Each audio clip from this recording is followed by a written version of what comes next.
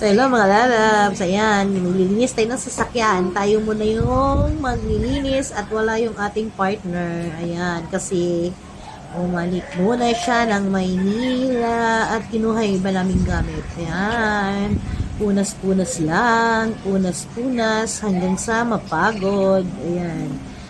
Kaya nga pala siya bumalik kasi kukunin niya yung mga naiwan namin pang mga gamit doon.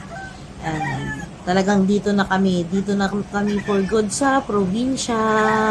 Mas maganda rin talaga kasi kapag nasa sarili kang lugar mo na kung saan ka lumaki, kung saan yung pinaka-original mong lugar. Alam mo kung bakit?